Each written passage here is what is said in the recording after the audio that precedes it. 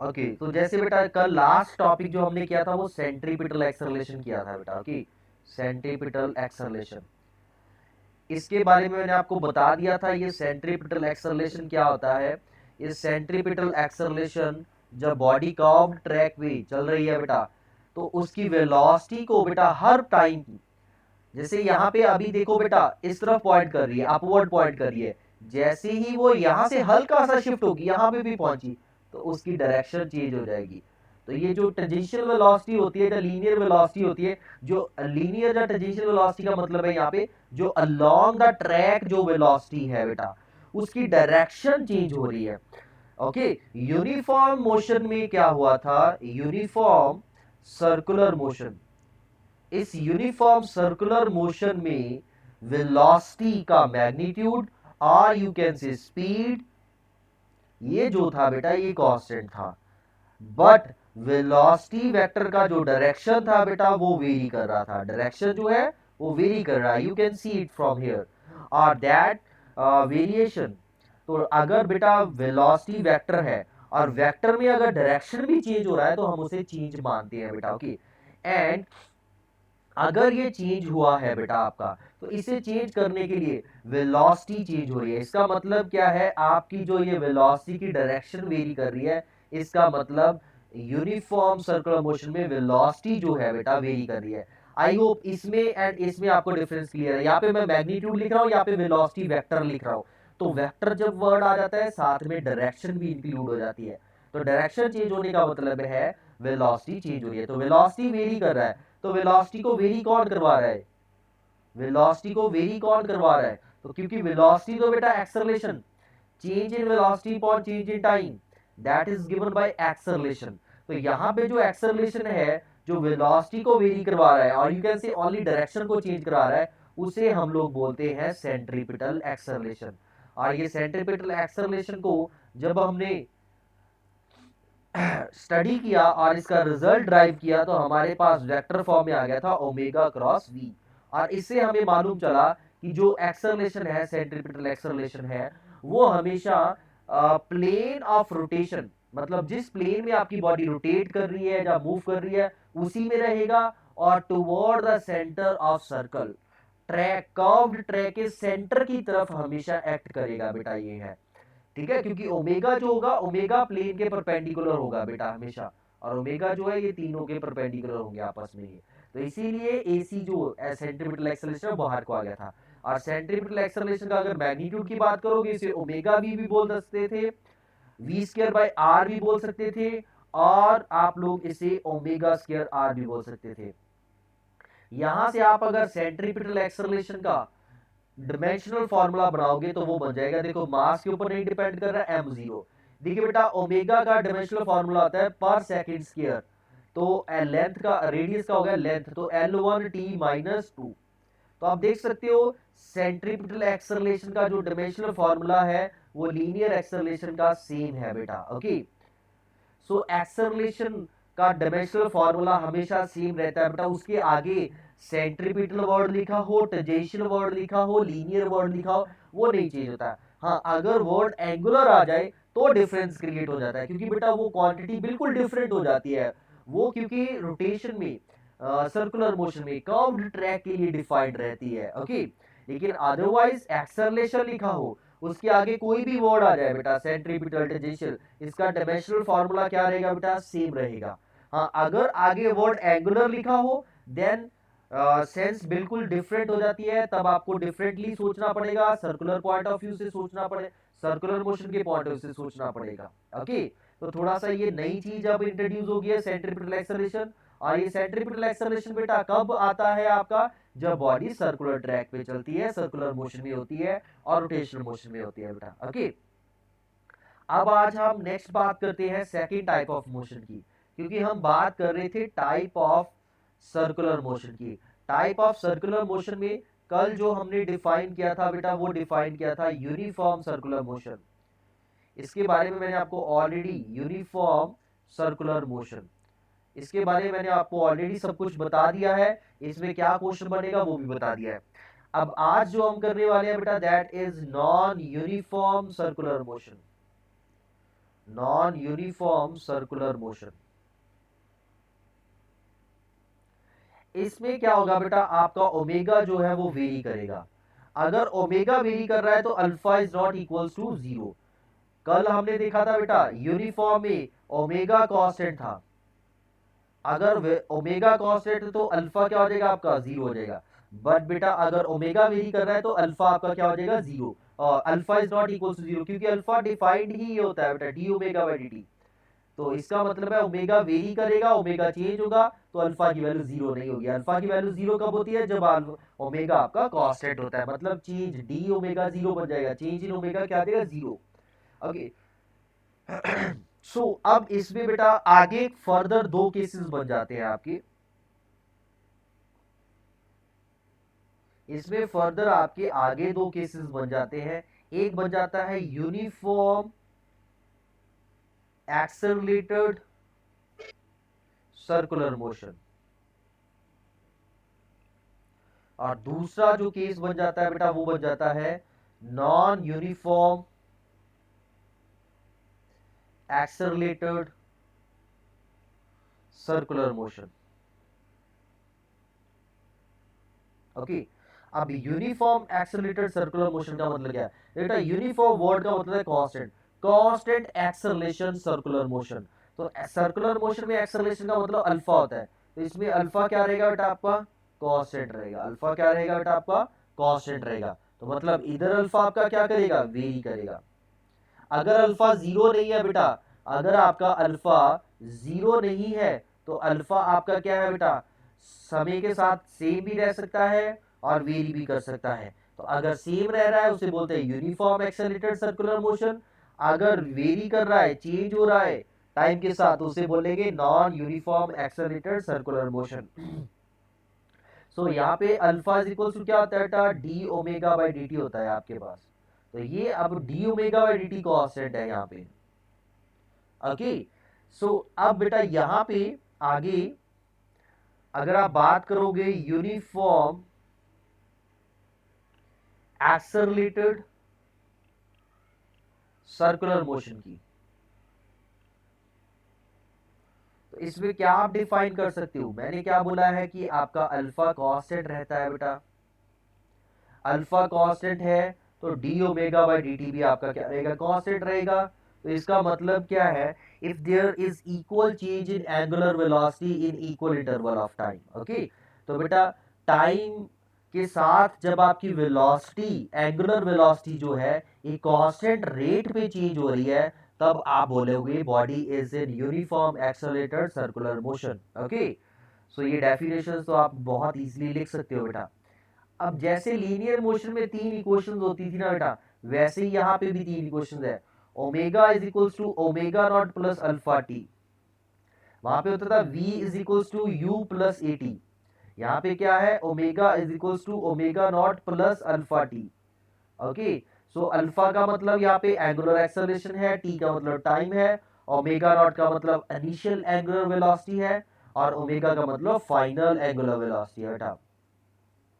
Omega final angular velocity है, omega naught initial angular velocity है, alpha आपका बेटा एंगुलर एक्सेलरेशन है। ध्यान यही रखना है बेटा, ये वाली जो रिजल्ट है, ये जो फॉर्मूला है, ये कब लगेगा, जब आपका अल्फा कांस्टेंट है बेटा। ओके। सेकंड क्या बन सकता है, देखो बेटा अब वहां पे होता था s is equal to u t plus half a t square, यहाँ पे s नहीं आएगा, एंगुलर डिस्प्लेसमेंट थीटा आएगा। So theta will be equal to आ जाएगा omega naught t plus half alpha t square. और थर्ड इक्वेशन क्या बन जाएगी बेटा, omega square minus omega not square is equals to two alpha t, two alpha theta naught t. वहां पे क्या एक्सप्रेशन होती थी, we square minus u square is equals to two a s. याद रखना इजी है बेटा, पहले तीन अगर आपने लीनियर वाली याद रख ली तो ये भी बिल्कुल सिमिलर है, कोई डिफरेंस नहीं है बेटा। बस सर्कुलर की बात हो रही है तो सर्कुलर वाली क्वांटिटीज आ जाएगी, सर्कुलर वाली डेफिनेशंस आ जाएगी, सर्कुलर वाली ये थीटा सर्कुलर मोशन में एंगुलर डिस्प्लेसमेंट होता है। ओके, थीटा आ जाएगा, एस नहीं रहेगा बेटा। ओके, अब जैसे देखो बेटा, आपकी बॉडी सर्कल में चल रही है, बॉडी ए पॉइंट पे है, t is equal to 0 time पे,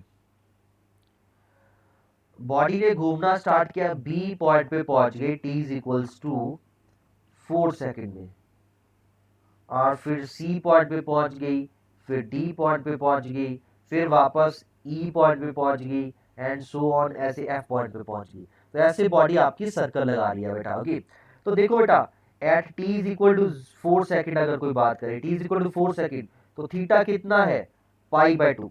90 डिग्री नहीं लिखना है बेटा, यहाँ पे किस में फॉर्म में डालना है, रेडियन की फॉर्म में डालना है। कितना बॉडी घूम चुकी है, थीटा कितना आ जाएगा, पाई बाय 2। ठीक है बेटा, पाई बाय 2, पाई की फॉर्म में लिखना है, रेडियन की फॉर्म में लिखना है, 90 डिग्री नहीं लिख देना है यहाँ पे बेटा। ओके,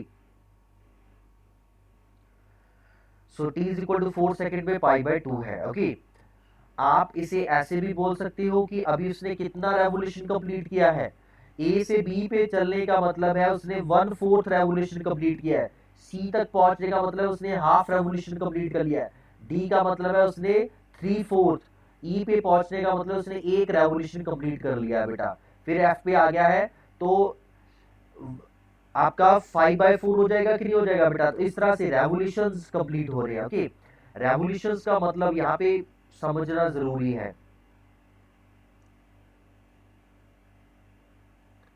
सो अगर मैं बोलूं 1 रेवोल्यूशन कंप्लीट हो चुका है बेटा, 1 रेवोल्यूशन का मतलब है 1 कंप्लीट राउंड। सो इसका मतलब क्या, 1 रेवोल्यूशन इक्वल्स टू कितना थीटा आ जाएगा, 2 पाई रेडियन आ जाएगा कि नहीं आ जाएगा। ठीक है ना बेटा, एक बार पूरा चक्कर लगा दिया तो कितना एंगल आ जाएगा, 2 पाई आ जाएगा कि नहीं आ जाएगा। Okay, so 1 revolution is equals to क्या होता है बेटा, 2 पाई रेडियन। सो इसका मतलब यहाँ पे अगर आपसे कभी भी पूछे एन रेवोल्यूशंस का मतलब क्या हो जाएगा, फिर n revolution equals to how many angular displacement, that is equals to 2 pi n। Okay, ध्यान रखना बेटा, कई बार क्या होता है, जो थीटा होता है आपको डायरेक्टली नहीं गिवन होता है, आपको क्या दिया होता है, आपको रेवोल्यूशंस दिए होते हैं कि इतने रेवोल्यूशंस कंप्लीट किए उसने। सो एन रेवोल्यूशंस का मतलब है angular displacement will be equals to 2 pi n. ध्यान में रखना है बेटा, रेवोल्यूशंस को एंगुलर डिस्प्लेसमेंट के साथ कैसे रिलेट करना है बेटा। Okay, okay sir. कई बार आपको बेटा एंगुलर वेलोसिटी भी इसी तरह से, कई बार एंगुलर वेलोसिटी कुछ इस तरह से दे देते हैं बेटा, 30 आरपीएम। तो इसका मतलब क्या होता है, आरपीएम दे देते हैं, सीपीएम दे देते हैं, इनका मतलब क्या है।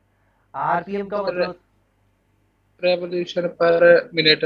बिल्कुल बेटा, रेवोल्यूशन पर मिनट होता है इसका मतलब। ऐसे सीपीएम का मतलब होता है साइकिल पर मिनट। तो साइकिल एंड रेवोल्यूशन का मतलब कंप्लीट बेटा वही सेम चीज है। ओके, सो आपने अगर इसे कन्वर्ट करना है रेडियन पर सेकंड में, तो रेडियन में कैसे कन्वर्ट करोगे बेटा इसे, तो 2 पाई इंटू क्या कर दोगे बेटा, 2 पाई इंटू क्या कर दोगे, एन कर दोगे कि नहीं कर दोगे। समझ आई कि नहीं बात। Yes sir. Okay, to 2 pi into n radian per second आ जाएगा। सो ध्यान रखना बेटा यूनिट्स का। ओके, सो कई बार ये रेवोल्यूशन पर मिनट या सेकंड में पर साइकिल पर मिनट में दे रखा है, तो इसे आपने रेडियन पर सेकंड में, और 60 से डिवाइड भी करोगे कि नहीं करोगे, 60 से डिवाइड क्यों किया मैंने, क्योंकि बेटा यहाँ पे अगर आप देखोगे मैं यहाँ पे रेडियन पर सेकंड में कर रहा हूँ। ओके, यहाँ पे क्या है, पर मिनट में दे रखा है। तो ये कन्वर्जन याद रखनी है, आरपीएम को जब आरपीएस में डिवाइड कन्वर्ट करते हैं तो ये क्या हो जाता है बेटा, डिवाइड बाय 60, 60 से डिवाइड कर देना बेटा, ये चीज का भी ध्यान रखना है। अगर सीधा उन्होंने आरपीएस ही दे रखा है तो फिर आपको 60 से डिवाइड करने की जरूरत नहीं है बेटा। ओके, और मोस्टली आरपीएम ही दिया होता है, पर मिनट ही दिया होता है, तो हमें उसे सेकंड में कन्वर्ट करना होगा, वहां पे हमें 60 से वहां पे डिवाइड करना होगा बेटा। ओके,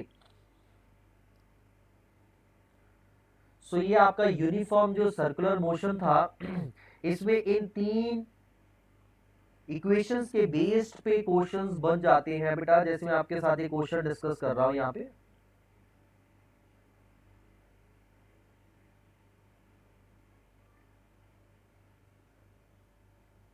कुछ ऐसे क्वेश्चन है बेटा कि अ फैन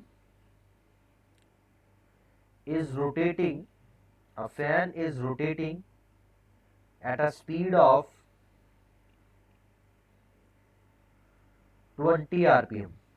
फैन कितनी स्पीड पे चल रहा है? 20 आरपीएम की स्पीड पे चल रहा है बेटा। Okay, a constant acceleration of 2 radian per second square acts on it।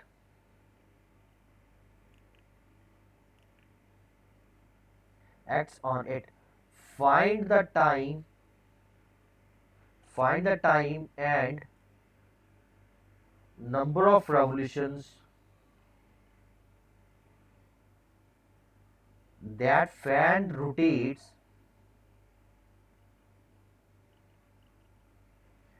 before it comes to rest।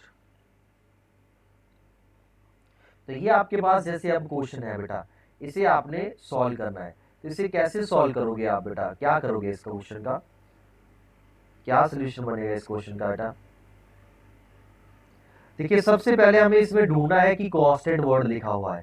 देखो, कांस्टेंट एक्सेलरेशन वर्ड लिखा हुआ है, इसका मतलब जो अल्फा है वो कांस्टेंट है बेटा, 2 रेडियन पर सेकंड स्क्वायर।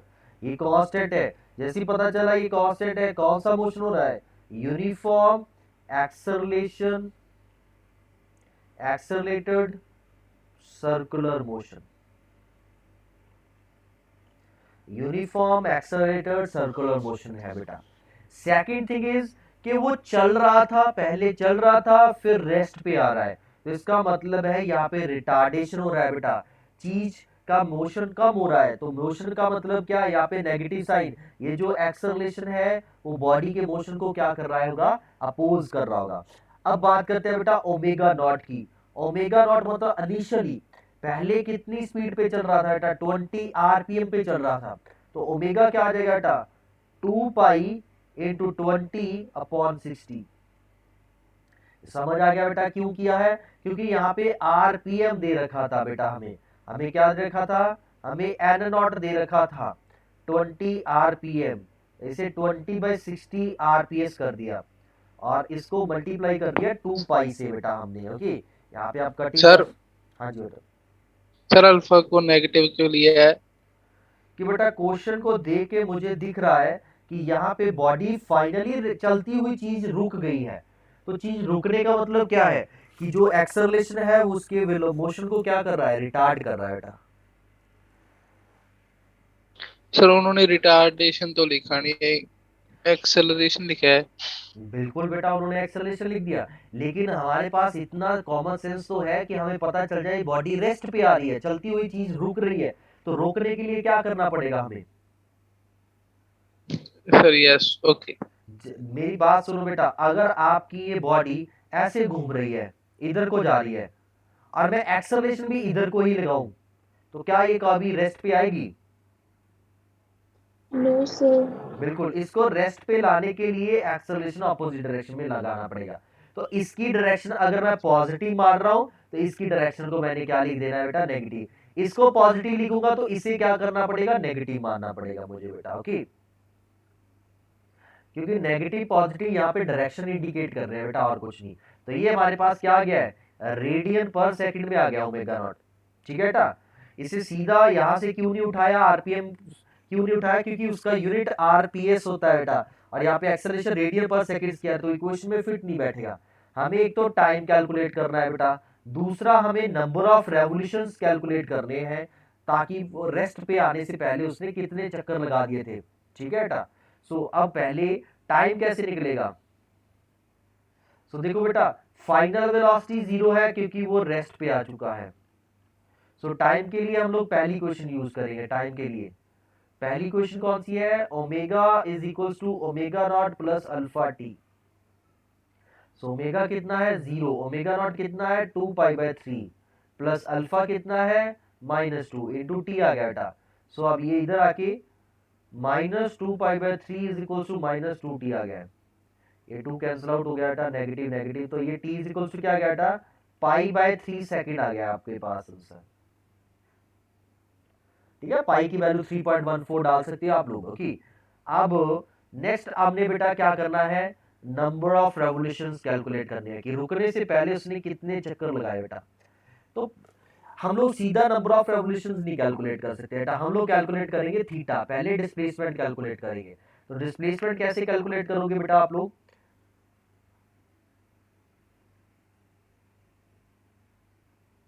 अब आपके पास टाइम भी है बेटा, आप सीधा टाइम वाली इक्वेशन भी लगा सकते हो और सीधी थर्ड इक्वेशन भी लगा सकते हो, omega square minus omega not square is equal to 2 alpha theta. तो ये आपके पास 0 square minus 2 pi by 3 whole square is equal to 2 into minus 2 into theta. यहाँ से थीटा कितना बन गया है बेटा, ये हो गया है -4 पाई स्क्वायर बाय 9, और ये इधर भी 4 आ गया था, -4 आ गया था, -4 इससे कैंसिल आउट हो गया, ये क्या रिजल्ट बन गया, थीटा आ गया है पाई स्क्वायर बाय 9। और थीटा को क्या लिखा जा सकता है बेटा, थीटा को लिखा जा सकता है 2 pi n is equals to pi square by 9। ठीक है बेटा, क्योंकि एक बार चक्कर लगाएगा तो कितना एंगल रोटेट करेगा, 2 पाई, n बार चक्कर लगाएगा तो कितना एंगल रोटेट करेगा, कितना एंगल रोटेट करेगा, 2 पाई n। तो इसीलिए मैंने थीटा को 2 पाई n लिख दिया बेटा, यहाँ से एक पाई कैंसिल आउट हो गया और n की वैल्यू क्या आ गई बेटा, पाई/18 आ गई है। तो इतने नंबर ऑफ रेवोल्यूशंस उसने कंप्लीट किए हैं before coming to rest. Clear है बेटा ये पार्ट? Yes sir. सर ये थीटा के बाद बताना। बेटा देखो, जब आपकी बॉडी घूम रही है, सर्कल में चल रही है, लेट से n सर्कल लगाए हैं उसने कंप्लीट, पूरे n साइकिल कंप्लीट किए, एक साइकिल का मतलब 2 पाई है, दो साइकिल का मतलब 4 पाई है, ऐसे ही चलता रहेगा तो थीटा की वैल्यू क्या हो जाएगी, 2 पाई इंटू n हो जाएगा कि नहीं हो जाएगा, अगर उसने रुकने से पहले n साइकिल कंप्लीट किए हैं तो। Yes sir. ओके, ये क्वेश्चन मैंने इसी क्वेश्चन में बेटा, एक तो मैंने आपको बता दिया इन इक्वेशंस को इंप्लीमेंट कैसे करना है, प्लस ये नंबर ऑफ रेवोल्यूशन वाला कंसेप्ट भी समझाने की कोशिश की है। ओके, क्योंकि बहुत बार क्वेश्चन में क्या होता है, आपको नंबर ऑफ रेवोल्यूशन की फॉर्म में ही पूछा जाता है और इन्फॉर्मेशन भी आपको नंबर ऑफ रेवोल्यूशन की फॉर्म में ही गिवन होती है। जैसे मैंने यहाँ पे दी है आपको पहले इन्फॉर्मेशन कि यहाँ पे RPM number of revolution per minute दे रखा है आपको, तो उसको मैंने रेडियन पर सेकंड में कैसे कन्वर्ट किया, यहाँ पे देखिए आप बेटा। ओके, ये जरूरी है बेटा, क्योंकि जब इक्वेशन लगा रहे हो, इधर ये रेडियन पर सेकंड में है और ये रेवोल्यूशन पर मिनट में है, तो बात नहीं बनेगी, आपकी सेंस नहीं बनेगी यहाँ पे बेटा। फॉर्मूला में सीधा वैल्यू डाल दोगे तो गलत हो जाएगा, अगर मैं यहाँ पे सीधा 20 लिख देता हूँ वो गलत हो जाता है बेटा। ओके, क्योंकि यूनिट्स मैच करने चाहिए, सेम होने चाहिए, ऐसा यूनिट्स होने चाहिए before putting the values in the formula और equation. So this part is clear with you all? Yes sir. Yes sir. Okay sir. Now बेटा, अब नेक्स्ट जो बात करते हैं यहाँ पे हम लोग,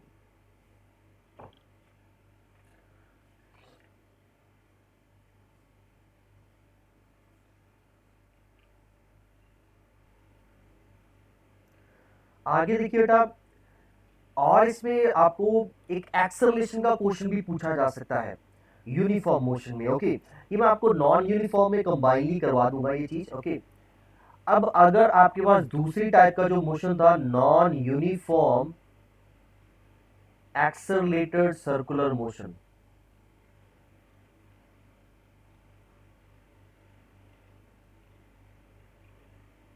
non uniform accelerated circular motion, इसमें क्या था, आपका अल्फा जो था बेटा वो वेरी कर रहा था।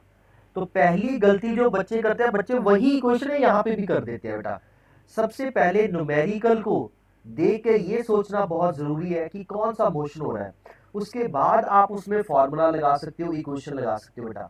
आप अगर यूनिफॉर्म एक्सेलरेटेड मोशन की इक्वेशन इसके केस में लगा दोगे गलत हो जाएगा, क्योंकि बेटा वो इक्वेशन ड्राइव ही अल्फा को कांस्टेंट मान के की गई है, बट अल्फा अगर आपका वेरी कर रहा है फिर यहाँ पे नहीं वर्क करेगी। तो यहाँ पे बेटा आपके क्या क्वेश्चंस आ सकते हैं, जैसे लीनियर मोशन में था वैसे ही यहाँ पे आपसे क्वेश्चन पूछा जा सकता है एवरेज वेलोसिटी का, एवरेज एंगुलर वेलोसिटी का पूछा जा सकता है।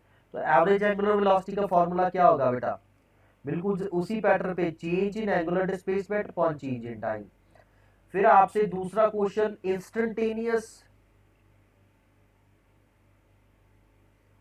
एंगुलर वेलोसिटी का भी पूछा जा सकता है। इंस्टेंटेनियस एंगुलर वेलोसिटी का पूछा जा सकता है। तो that is equals to d theta by d t. Okay, ये चीज बहुत डिटेल में हम लोग ऑलरेडी कर चुके हैं बेटा। एवरेज एक्सेलरेशन भी पूछा जा सकता है आपसे, एवरेज एंगुलर एक्सेलरेशन। तो जब वर्ड एवरेज आता है ना बेटा, तो एवरेज के लिए क्या होता है, एक टाइम इंटरवल गिवन होता है आपको कि एक टाइम इंटरवल के बीच में बताना होता है। जैसे पहले 5 सेकंड, पहले 10 सेकंड की बात कर रहे हैं, तो delta omega by delta T. और जब इंस्टेंटेनियस की बात होती है, इंस्टेंटेनियस के केस में क्या होता है बेटा, टाइम इंटरवल वो टेंडिंग टू जीरो कर देते हैं। मतलब आपसे ऐसे क्वेश्चन पूछा जाएगा, what is the angular acceleration at t is equal to 4 second. मतलब किसी पर्टिकुलर इंस्टेंट पे पूछा जाएगा, तो तब हमें टाइम इंटरवल को छोटा करना है, तो ये बन जाता है d omega by d t. आपको मालूम है, अगर यहाँ पे मैं लिखूं delta t tends to zero, तो ये d omega by d t बन जाता है। सो इंस्टेंटेनियस के लिए आपने थीटा को और ओमेगा को क्या करना है, डिफरेंशिएट करना है बेटा। एवरेज के लिए क्या है करना है, एवरेज के लिए आपने final angular displacement minus initial angular displacement upon change in time कर देना है। टाइम कितना लगा है बेटा, ओके। ऐसे यहाँ पे final velocity minus initial velocity by change in time. So ये बेटा इसमें यही क्वेश्चन बन सकते हैं, ओके। जहाँ ये क्वेश्चन पूछ सकते हैं, और इसमें अगर आगे जाके हम एक वर्क एनर्जी थ्योरम भी करेंगे, उसके बेस्ड भी कोई क्वेश्चन बन सकता है इसमें के ऊपर, ओके बेटा। अब नेक्स्ट जो है हमारा, वो है acceleration on a body in non uniform circular motion. Non uniform circular motion, non uniform circular motion में बेटा आपका बॉडी के ऊपर एक्सेलरेशन कितना एक्ट करेगा।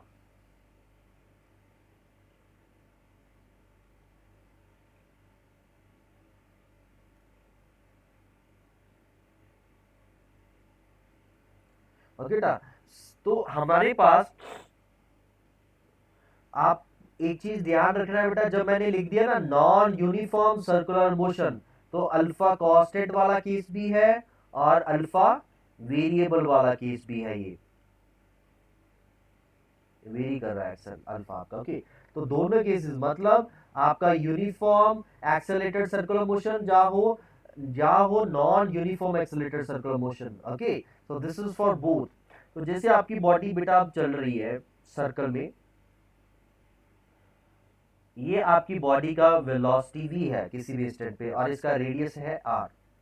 सो एक्सेलरेशन हमें मालूम है बेटा, बाय डेफिनेशन एक्सेलरेशन क्या होता है, acceleration a is equals to होता है बेटा dv बाई dt, और इसे हम लोग वेक्टर फॉर्म में ही चलते हैं बेटा, dv बाई dt।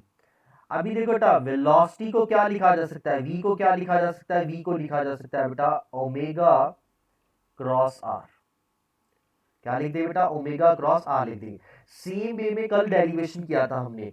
अब कल क्या था बेटा, ओमेगा कांस्टेंट था आपका, तो ओमेगा बाहर ले गए थे हम लोग, सिर्फ D r by d T की डिफरेंशिएशन रह गई थी। लेकिन इस केस में आपका ओमेगा क्या कर रहा है बेटा, दोनों ही केसेस में ओमेगा क्या कर रहा है आपका, वेरी कर रहा है। अगर ओमेगा भी वेरी कर रहा है, आर भी वेरी कर रहा है, तो यहाँ पे यूवी रूल लगेगा, प्रोडक्ट रूल लगेगा। So acceleration will be equals to क्या बनेगा बेटा, पहले आप क्या करोगे, d omega by d t cross r. UV rule अब सबको मालूम होना चाहिए, प्रोडक्ट रूल और यूवी रूल। फिर पहले क्या कर दिया बेटा, ओमेगा की डिफरेंशिएशन रख कर दी, इसको एज इट इज लिख दिया। अब ओमेगा को एज इट इज लिख के आर की डिफरेंशिएशन कर दी बेटा, इसे यूवी रूल बोलते हैं। यहां से क्या लिखा, देखो बेटा d omega by d t को क्या लिख सकते हो, alpha. So alpha cross r plus आ जाएगा omega cross d r by d t को कल ही मैंने बता दिया था, वी लिख सकते हैं बेटा। तो यहाँ पे नेट एक्सेलरेशन जो एक्ट करेगा दैट इज इक्वल टू आ जाएगा बेटा alpha cross r plus omega cross v. So अगर आप इसे ध्यान से देखोगे बेटा, इसमें दो टर्म्स आ गई है बेटा। पहली टर्म है अल्फा क्रॉस आर, और अल्फा क्रॉस आर वाली टर्म जो होती है बेटा आपकी, अल्फा क्रॉस आर, ये होता है टेंजेंशियल एक्सेलरेशन। ओके, ये होता है टेंजेंशियल एक्सेलरेशन, कल किया था हमने। और ओमेगा क्रॉस वी क्या होता है बेटा? सेंट्रीपिटल एक्सेलरेशन और radial acceleration. Okay, so tangential acceleration is equals to होता है अल्फा क्रॉस आर, कल किया था हमने। ऐसे ही सेंट्रीपिटल एक्सेलरेशन भी कल किया था, ओमेगा क्रॉस वी। तो इसका मतलब है यहाँ पे बॉडी जब चल रही है बेटा, तो इसके ऊपर सेंट्रीपिटल एक्सेलरेशन भी एक्ट कर रहा है और टेंजेंशियल एक्सेलरेशन भी एक्ट कर रहा है। ओके, ये वेलोसिटी भी है आपका इधर, ये आपका ओमेगा इधर को है। ओके, सो ये आपकी डायरेक्शंस के साथ मैंने एक्सेलरेशंस मेंशन कर दिए। तो अब आपके पास क्या हो गया बेटा? दो एक्सेलरेशंस एक्ट कर रहे हैं, एक टुवर्ड सेंटर एक्ट कर रहा है और एक टेंजेंशियल एक्ट कर रहा है। तो नेट एक्सेलरेशन जो होगा बेटा, वो इन दोनों का क्या होगा? रिजल्टेंट होगा। वो इन दोनों का क्या होगा? रिजल्टेंट होगा। ओके, सो नेट एक्सेलरेशन का अगर आपने मैग्नीट्यूड निकालना है तो that will be equal to under root of tangential acceleration का स्क्वायर प्लस सेंटीमीटर एक्सेलरेशन का स्क्वायर। अब ये कहां से फॉर्मूला आया बेटा?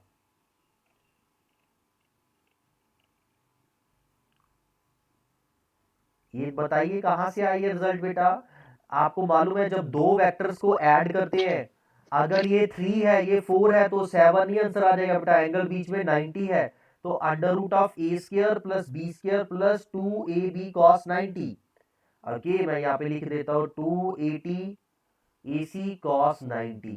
तो यहां से रिजल्ट क्या रह जाएगा? सिर्फ a t square plus a c square. जिनको वेक्टर सम आता है वो कर सकते हैं यहाँ पे बेटा। ओके, और अगर मुझे यहाँ पे डायरेक्शन निकालनी है, नेट एक्सेलरेशन की डायरेक्शन निकालनी है, तो सबसे पहले आप देखो बेटा, यहाँ पे अगर मैं पैरेललोग्राम कंप्लीट करूंगा कुछ इस तरह से, तो रिजल्टेंट डायरेक्शन कुछ इस तरफ आ जाएगी बेटा। ओके, तो ये नेट एक्सेलरेशन है बॉडी के ऊपर। सो इसका अगर ये इसके साथ अल्फा एंगल बना रहा है, so tan alpha will be equals to क्या आ जाएगा? That will be equals to 80/AC आ जाएगा, tangential acceleration upon centripetal acceleration. तो इस तरह से आपका नेट एक्सेलरेशन बॉडी के ऊपर आ जाएगा। तो जब भी बेटा आप नॉन यूनिफॉर्म सर्कुलर मोशन के साथ डील कर रहे हो, तो उस केस में नेट एक्सेलरेशन जो एक्ट करेगा बॉडी के ऊपर, वो दोनों एक्सेलरेशंस का कॉम्बिनेशन होगा। दोनों acceleration means centripetal acceleration as well as tangential acceleration। सो बेटा अब फिर हमें ये चीज क्लियर हो चुकी है कि जब भी आपकी बॉडी सर्कुलर मोशन में होगी, इन सर्कुलर मोशन, जब भी बॉडी रोटेशनल मोशन में होगी, तो क्या होगा बेटा? अगर बॉडी की यूनिफॉर्म सर्कुलर मोशन में है, तो बॉडी के ऊपर सिर्फ एक ही एक्सेलरेशन एक्ट करेगा, दैट इज सेंट्रीपिटल एक्सेलरेशन, जो कि सेंटर की तरफ एक्ट करेगा। और वहीं पे अगर body non uniform circular motion में है, नॉन यूनिफॉर्म सर्कुलर मोशन में है, तो बॉडी के ऊपर दोनों एक्सेलरेशन एक्ट करेंगे। सेंट्रीपिटल एक्सेलरेशन भी एक्ट करेगा और टेंजेंशियल एक्सेलरेशन भी आपका एक्ट करेगा। ओके, सेंट्रीपिटल एक्सेलरेशन डायरेक्शन के लिए रिस्पॉन्सिबल होता है बेटा, और टेंजेंशियल एक्सेलरेशन जो है आपका, ये मैग्नीट्यूड को चेंज करने के लिए रिस्पॉन्सिबल होता है बेटा आपका। तो जो आपकी वेलोसिटी होती है ये चेंज होगी टाइम के साथ। मैं आपको एक क्वेश्चन करके दिखाता हूँ, जैसे इसी का ही एक क्वेश्चन करके दिखा रहा हूँ बेटा मैं आपको, प्लीज आप देखिए इस क्वेश्चन को। तो क्या क्वेश्चन क्या है बेटा, क्या कह रहे हैं क्वेश्चन में? They are saying that a body is rotating about a fixed point with angular velocity with angular velocity 2 radian per second। okay ta?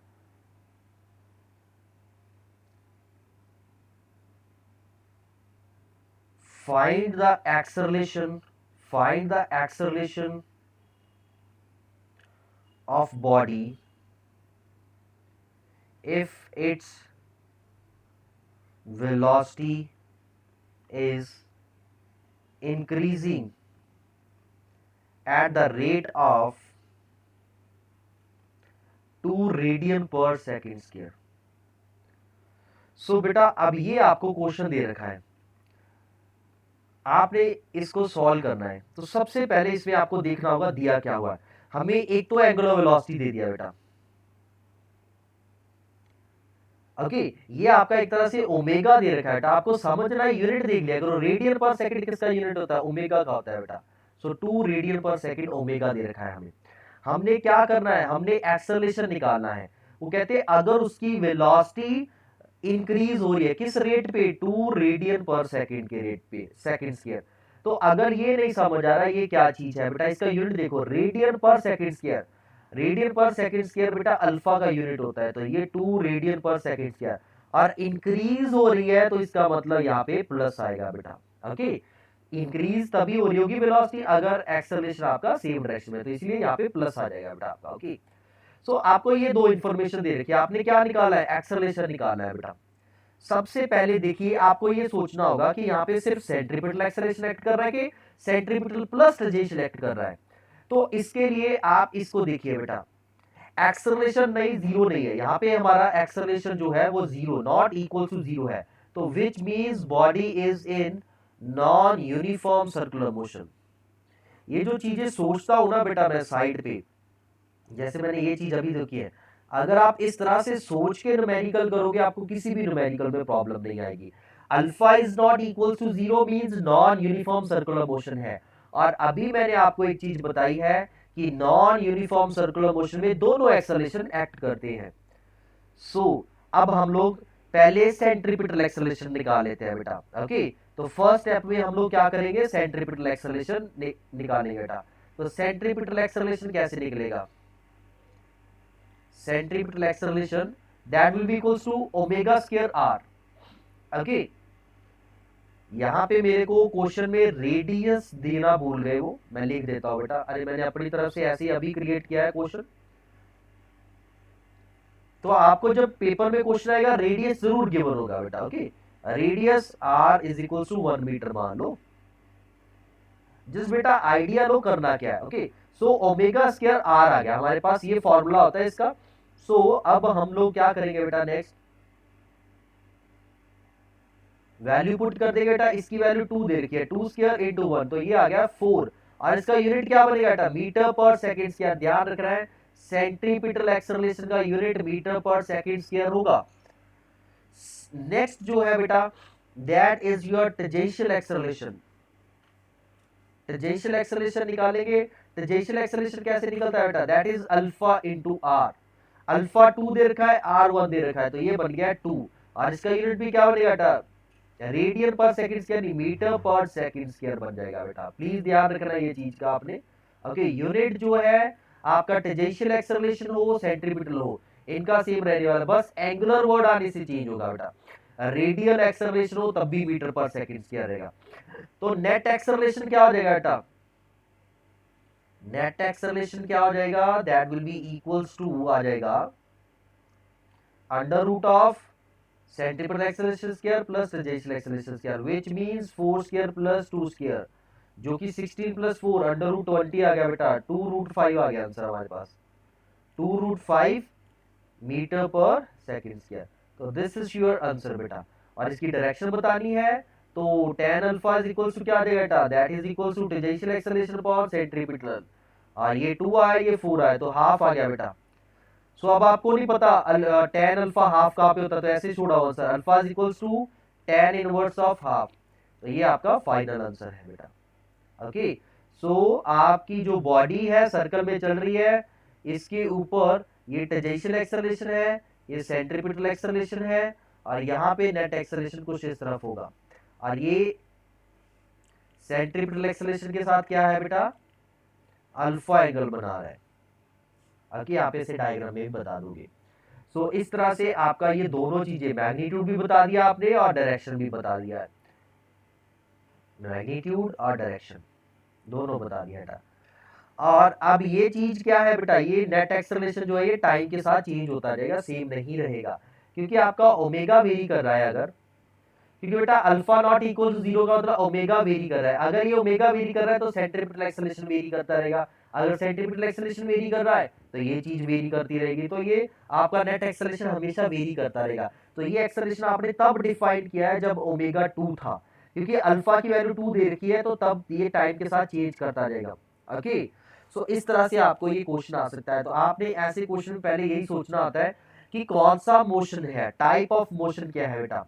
In fact अगर मैं बात करूं, जैसे आज ये काइनेमैटिक्स का लास्ट लेक्चर है बेटा आपका। ओके, काइनेमैटिक्स का ये लास्ट लेक्चर है आपका, इसके बाद आपका काइनेमैटिक्स खत्म हो जाएगा। तो काइनेमैटिक्स का कोई भी क्वेश्चन करना है उसके लिए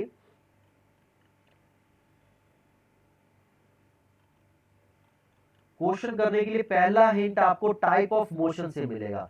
लीनियर मोशन है, सर्कुलर मोशन है, फिर आगे कौन सा मोशन है, यूनिफॉर्म मोशन है कि नॉन यूनिफॉर्म है, नॉन यूनिफॉर्म में फर्दर कौन सा मोशन है। क्योंकि हर एक मोशन की टाइप के लिए हमने अलग अलग तरीके के फॉर्मूले सोच रखे हैं कि कौन सा फॉर्मूला किस मोशन में इंप्लीमेंट हो सकता है और उसमें किस किस तरह के क्वेश्चन आते हैं और उन्हें कैसे सॉल्व करना है। तो अगर आप एक बार ये चीज जान लो कि कौन सा मोशन है, उसके बाद आप आगे कर सकते हो बेटा।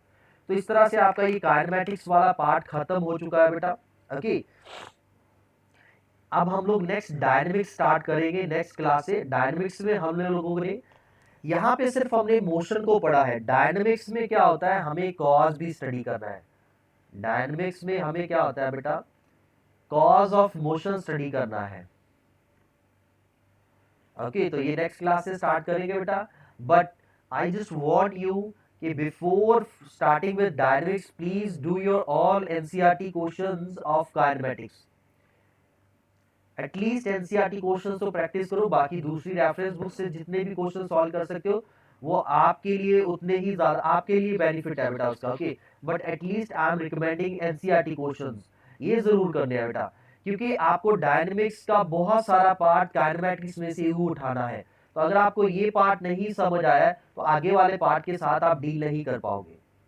ओके, सो आज के लिए इतना ही है बेटा, बाकी नेक्स्ट क्लास में करते हैं।